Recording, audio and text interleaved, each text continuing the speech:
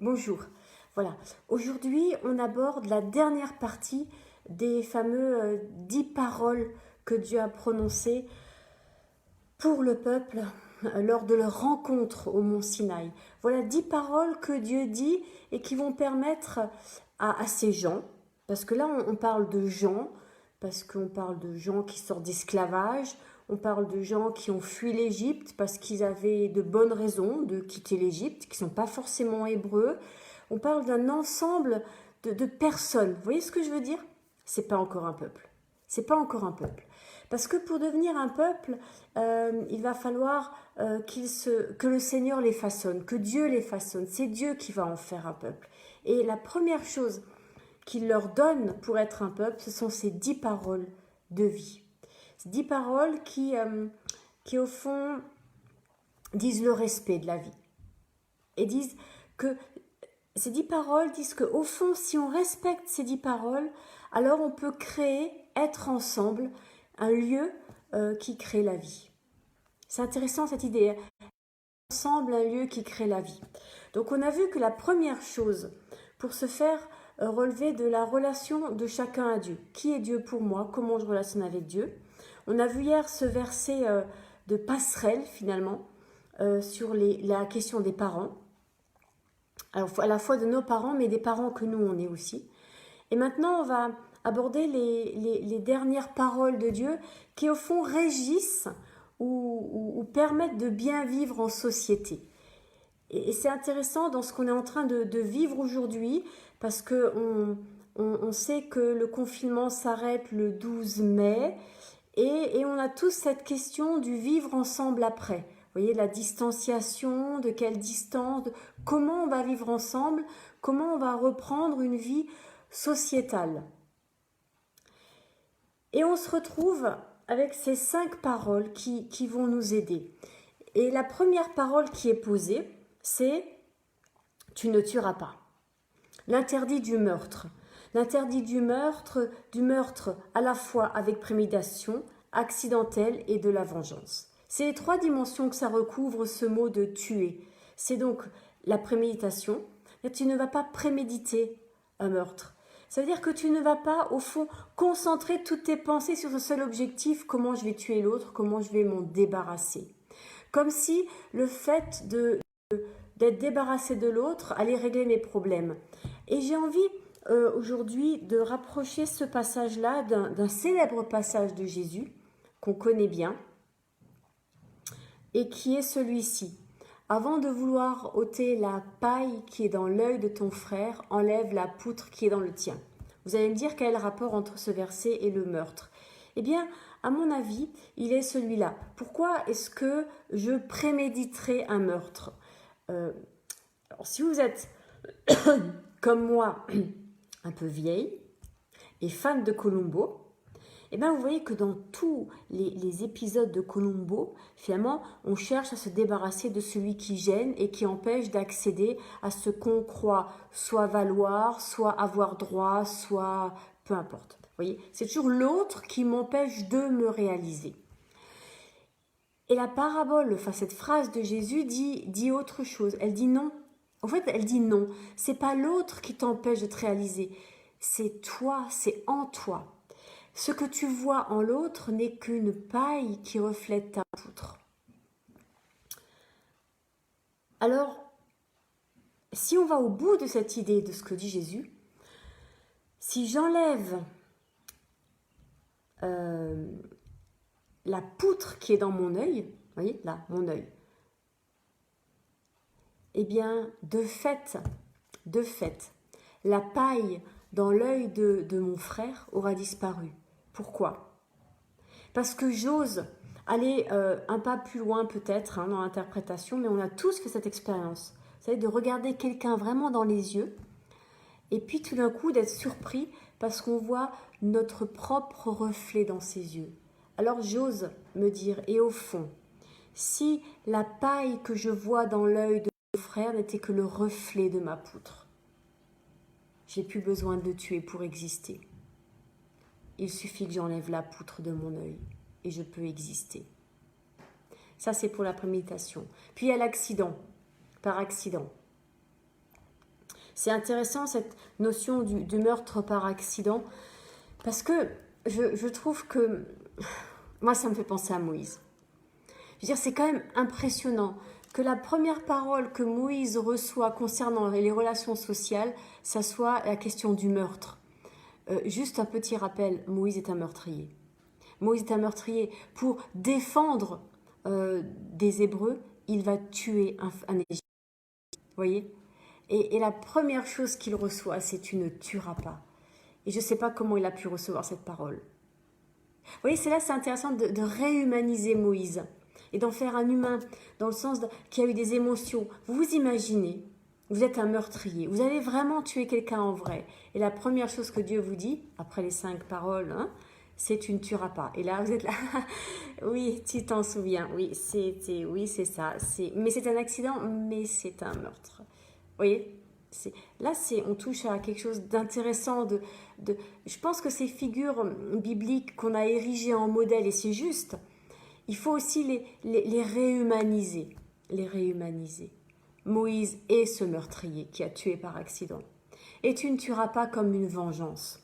La vengeance, c'est quand je prends la place de Dieu. Et David, dans les psaumes, va souvent revenir là-dessus. Non, je refuse de me venger. Dans sa relation avec Saül, il va aussi renoncer à tuer Saül. Je ne me vengerai pas. À l'Éternel, la vengeance. Ça, c'est difficile, hein, à l'Éternel. Dieu va se venger pour moi? Non. Non, Dieu ne va pas tuer l'autre. Mais Dieu va changer mon cœur. Et finalement, c'est ce que David exprime dans les psaumes. Quand il est rempli de colère, d'aigreur, et pour des bonnes raisons. Il a vraiment failli mourir plein de fois. Saül lui en voulait. Saül a essayé de le tuer souvent. Mais il lâche. Et le fait de lâcher prise, on a déjà vu ça, hein, le lâcher prise, dans la question du Shabbat, le fait de lâcher prise, de renoncer à son droit, à la vengeance, va ouvrir un espace que Dieu va pouvoir remplir de sa présence, de son amour et de sa paix. Et David, c'est quand même lui qui a écrit, alors pas tous les psaumes, hein, mais beaucoup de psaumes. Et David, une des choses qu'il portait en lui, de tout petit, j'allais dire de tout jeune, c'est la louange. C'est cet amour indéfectible à Dieu. Donc, non, tu ne tueras pas comme une vengeance, tu renonceras à la vengeance. Au fond, tu restes à ta place d'humain et tu ne t'autorises pas ou tu ne te crois pas à pouvoir disposer de la vie d'autrui. La vie de l'autre ne t'appartient pas. Lâche. Une autre chose que je voulais vous faire remarquer aujourd'hui, c'est qu'en hébreu, en français, on dit « tu ne tueras pas ». En hébreu, c'est un peu écrit différemment, même si l'idée est la même. Hein. Mais le premier mot de toute cette série maintenant de paroles qui vont venir, c'est « lo », lamed aleph. Ça veut dire « non ». Bien sûr, on l'emploie dans la négation, c'est « non, tu ne tueras pas ». Mais j'avais envie de vous partager que tous ces passages-là, maintenant, vont commencer par « non, tu ne tueras pas »,« non, tu ne mentiras pas »,« non, tu ne machin ». Vous voyez? C'est chaque fois ce « non ». Voilà. Et j'avais envie de nous partager ça aujourd'hui sur la question du non. Dieu dit non. Oh, mais Dieu n'est pas bon alors? Mais est-ce qu'être bon, c'est toujours dire oui? Vous voyez la confusion qu'on a induit ou qui est inhérente quelque part à notre société. Dieu est bon, il dit oui. Il dit oui et par extension, il dit oui à tout. Il est bon. Donc il dit oui. Il m'aime. Il dit oui.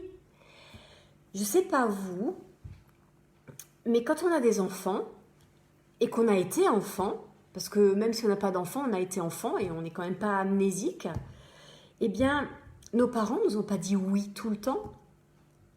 Vous savez, c'est rigolo. Je me souviens, ça me vient maintenant, d'une discussion qu'on a eue un jour dans le bus scolaire quand j'étais au collège avec des copains de classe. On devait être en 4e ou en 3e, vous voyez, pas bien vieux. Hein. Et puis, il y avait un garçon qu'on enviait tous. Il avait absolument tout ce qu'il voulait. Et puis, ce jour-là, vous savez, parfois, ça arrive entre les enfants, des discussions comme ça. Ce jour-là, il nous a dit toute sa souffrance devant le fait que ses parents lui disent jamais non. Il dit, mais je fais tout ce que je veux. Je ne sais même pas s'il m'aime. Je ne sais même pas s'il m'aime. Trop de oui manque d'équilibre. Trop de non manque d'équilibre. Et Dieu est dans les deux. Dieu dit, oui, je t'aime, tu es mon enfant. Mais cet amour s'incarne en Jésus-Christ. Et Dieu pose aussi des limites et dit, non, non, tu ne tueras pas, parce que tu es créé à mon image, et tu ne peux pas t'inscrire du côté du meurtre, parce que moi je suis du côté de la vie.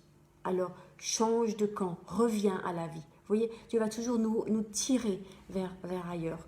Tu ne peux pas faire ceci ou cela, parce que tu vaux mieux que ça. Voilà, parce que tu vaux mieux que ça, parce que tu es mon image. Et à plus forte raison quand, en tant que chrétien, on le proclame à Pâques et à d'autres fêtes, notre péché est lavé dans le sang de Jésus. C'est quand même pas rien cette histoire. On sort de Pâques, hein, ça fait pas si longtemps.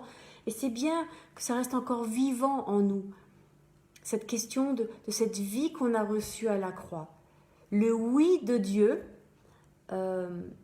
c'est la croix. C'est pas juste un oui, oui je t'aime. Bon, quoi ce soir? Oui, je t'aime. On va à la piscine? Oui, c'est beaucoup plus profond, beaucoup plus sérieux que ça. Et ce oui de Dieu est forcément équilibré, contrebalancé avec un non de Dieu. Il y a des fois où Dieu dit non. Non, ne tue pas. Voilà la traduction, pas exacte, hein, c'est trop facile de dire qu'il y a une traduction exacte et pas exacte. Mais quelque chose de plus, non, ne tue pas. Non, ne vole pas. Non, ne mens pas. Non, ne commets pas l'adultère. Dieu me dit non. Dieu peut dire non. Et pour la même raison que Dieu dit oui, il dit non. Dans les deux cas, c'est parce qu'il m'aime. Et que cet amour s'incarne dans le réel. Alors, il y a des choses que je peux faire, des choses que je ne peux pas faire. Souvent, on pense ou on croit que si Dieu m'aime, je fais tout ce que je veux. Non, c'est le cas de dire. Si Dieu m'aime, j'obéis à sa parole. Et Jésus a appris l'obéissance par les choses qu'il a souffertes. Même Jésus a dû apprendre. Dieu a dit non à Jésus. Dieu a dit non à Jésus. Quand? À Gethsémane. Quand Jésus a dit, Père, si tu le veux, éloigne de moi cette coupe. Quelle a été la réponse de Dieu? Il a envoyé un ange pour le fortifier. Au fond, cet ange qui vient fortifier Jésus, c'est comme si...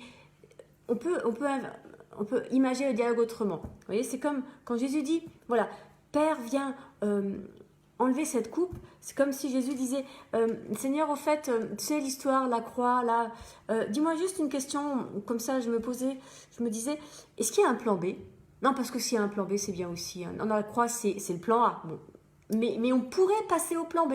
Est-ce que tu as prévu un plan B? Et Dieu envoie l'ange, un peu comme pour dire à Jésus, ben non, il n'y a pas de plan B. On garde le plan A. C'est le plan A qui va falloir y aller. Et il le fortifie pour rentrer dans le plan A, parce qu'il n'y a pas de plan B. Voilà, Dieu, il n'y a toujours eu qu'un plan A. Il n'y a toujours eu qu'un plan A. Et même si Dieu il doit naviguer, faire en fonction des circonstances de notre histoire et de notre lenteur à comprendre les choses, parce que c'est plutôt ça le problème, il n'y a jamais eu qu'un plan A. Et le plan A n'a jamais changé depuis la création du monde. C'est qu'on puisse être ses enfants. Et ça, c'est intéressant comme image. Parce que dès qu'on dit « Oh, Dieu est mon Père » ou « On est enfant de Dieu », eh bien, tout à fait spontanément, naturellement, tout un imaginaire se met en place. C'est « Oh, mais Dieu m'aime, oh, il me prend dans ses bras, oh, il prend soin de moi », et puis on voit le berger, et puis la maman qui allait de son bébé, toutes ces images bibliques qui sont absolument vraies et justes. On oublie juste de les équilibrer par le nom de Dieu. Par le fait que Dieu m'élève, par le fait que Dieu permet des épreuves pour me faire grandir et arriver à maturité. Vous voyez, c'est cet équilibre-là qui manque. Et si on dit trop cet amour de Dieu de cette façon-là, qui est juste, qui est complètement juste, mais trop ça devient mièvre, vous voyez, ça devient dégoulinant, comme du miel, trop sucré. Trop sucré. Si vous élevez un enfant comme ça, bah bonne chance, hein. Amusez-vous bien. Et puis je ne vous parle pas de l'adulte que ça va être. Hein. Vous voyez? On ne peut pas. Et même aujourd'hui, on est un peu dans cette j'allais dire, dans cette époque de l'équilibre. On ne peut pas non plus élever un enfant à coup de trick. Parce qu'il y a d'autres gens qui sont capables de dire « Oh, mais dans la parole de Dieu, il est aussi écrit tu corrigeras ton fils avec des coups de fils de l'homme. » Et j'ai vu des chrétiens se saisir de ce verset, prendre un bâton et vas-y que je te tape dessus. Ben non, c'est pas possible non plus. Il n'est pas question de battre les gens, vous voyez. Ah, mais c'est écrit qu'on peut donner des coups de fouet qu'à 39 fois, enfin 40 fois c'est la limite, machin. Il faut le remettre dans le contexte. Il faut le remettre dans le contexte. Et puis Dieu n'a pas besoin de nous battre avec j'allais dire, de cette manière physique. La vie suffit largement, les épreuves de la vie suffisent largement. Mais est-ce qu'on va avoir l'intelligence pour les comprendre? Ça, c'est la question. Ou est-ce qu'on va, comment dire, persévérer à vouloir enfoncer des portes fermées? Simplement dire ok. Seigneur, montre-moi. Toi, tu ouvres la porte. Et je rentre, je passe et j'entre dans les choses préparées d'avance. Tu fermes la porte, elle est fermée. C'est qu'il faut voir ailleurs, il faut attendre, il y a d'autres choses qui doivent se mettre en place. Vous voyez cet équilibre? Il n'y a pas besoin d'y aller au forceps. Voilà. Il y a quelque chose avec Dieu qui relève d'une espèce de logique et de quelque chose de coulant. Prendre. Il faut apprendre à marcher au pas et au rythme de Dieu. Alors des images dans la Bible sont données pour ça. On a l'image de Jean qui était couché sur le sein de Jésus et qui entendait battre le cœur de Jésus et au travers du cœur de Jésus, c'était le cœur du Père qui battait. On a aussi dans un texte qui nous occupe un peu plus et qui est un peu plus notre actualité puisque c'est dans l'Exode, c'est l'Égypte, c'est la sortie d'Égypte, voilà, des Hébreux. Eh bien, la colonne de nuée le jour qui les conduisait, et la colonne de feu la nuit, et Moïse qui a dit « Je n'avancerai pas tant que la colonne n'avance pas. Je n'avancerai pas tant que la colonne n'avancera pas. » Voilà quelque chose qui relève d'un équilibre, où on n'est plus obligé de passer d'une extrême à l'autre, et où on peut mettre ensemble le oui et le non de Dieu. Parce que tant le oui que le non ont le même objectif, nous permettre de grandir et d'arriver à la stature de Christ, d'un homme fait, et pour que, même si c'est bien d'être l'enfant de Dieu, mais quand même, c'est autrement, c'est différent, c'est autrement plus fort, j'allais dire, voilà, plus fort, d'être appelé l'ami de Dieu, et d'avoir cette relation avec Dieu, comme Abraham. Vous vous rappelez, Sodome et Gomorrhe, Abraham qui dit « Est-ce que je vais détruire la ville sans en parler d'abord à mon ami Abraham ?» Ça c'est quelque chose, vous voyez. Ou Moïse, à qui Dieu parlait de bouche à bouche. On n'est pas appelé à être des enfants pour toujours. Et ce temps d'épreuve est un temps pour grandir. C'est un temps pour grandir en Christ, en maturité, et d'entendre quelque chose qui relève plus d'un équilibre dans la parole. Dieu dit oui, je t'aime. Dieu dit mais cet amour ne t'autorise pas à dire ou à faire n'importe quoi. Ça c'est le nom de Dieu. Ne fais pas n'importe quoi sous le prétexte que je t'aime. Amen.